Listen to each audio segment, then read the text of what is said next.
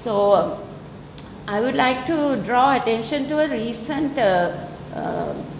activity where the lion lager beer, from the lion lager beer, they didn't want the lion to be exposed when they are transporting the beer. So that is how sensitive we are about the country, our image, our religion, and so on and so forth. Now, from the when you come to the Constitution, we have the 9th article, which clearly says that whatever administration, whatever the existing government must respect Buddhist principles and then govern on that basis. So that is constitutionally established.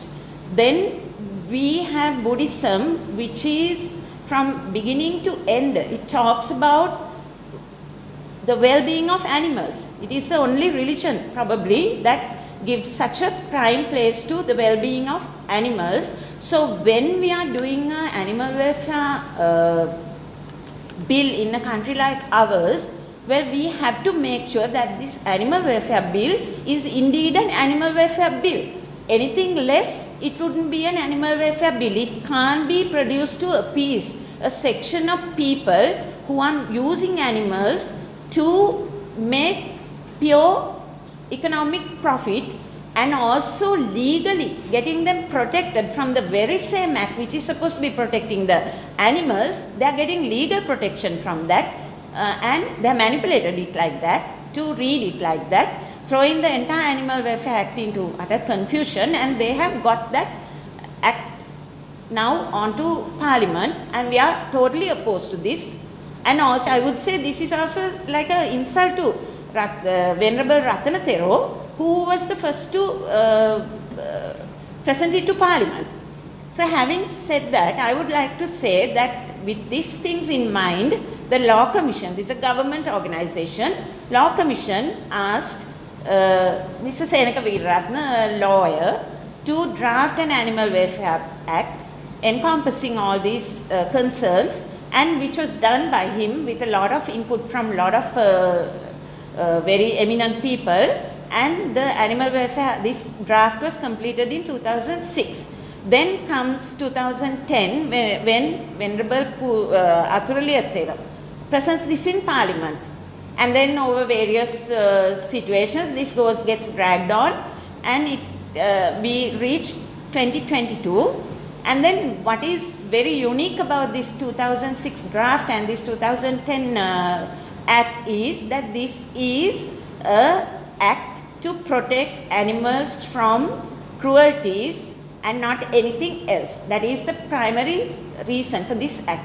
Secondly, it had clauses that were making the people, the society, conscious of the need to be kind, to care, to be compassionate towards animals, and also be responsible for taking care of them as communities. And thirdly, there was an animal welfare, National Animal Welfare Authority that was established to look into all these cruelty aspects with a lot of power, with a lot of animal welfareists in it, and that too was one of the concerns. So this act in the draft act and the act both got international fame as one of the most noble documents that a country like ours could have produced, and then it was really looked forward to by all Sri Lankans to get this act passed.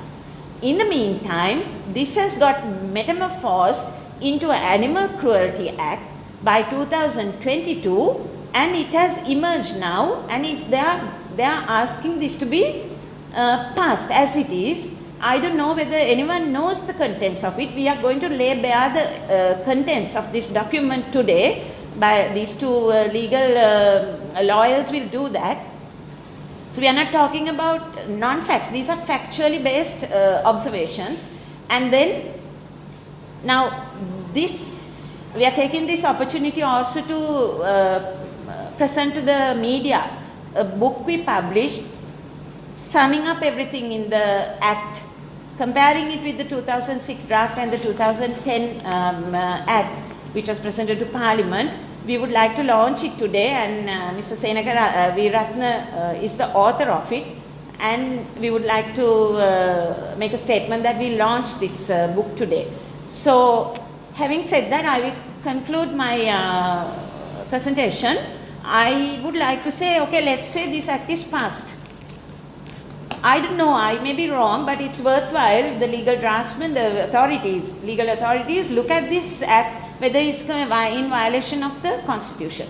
Second reason is, we will as a primary main Buddhist nation, country, we will join 5 countries in the world which do not have animal welfare acts. Those are Iraq, Sudan, Lebanon, Ethiopia and Somalia. So we are, as a Buddhist nation, we are going to join them as the 6th nation without an animal welfare act. I am saying that with responsibility, because the current animal welfare act is no animal welfare act. It's a very cruelty, obsessed with cruelties and how to gain economic gains from performing anything to these animals, no protection at all.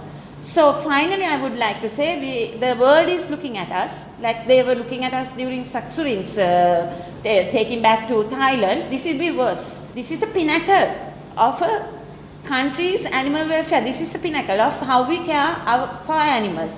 So foreigners will look at it. They are already concerned about the way we treat animals. And this, if we get the government stamped document, this will be if it gets passed. Srimati Maneka Gandhi has directly asked President not to pass this act.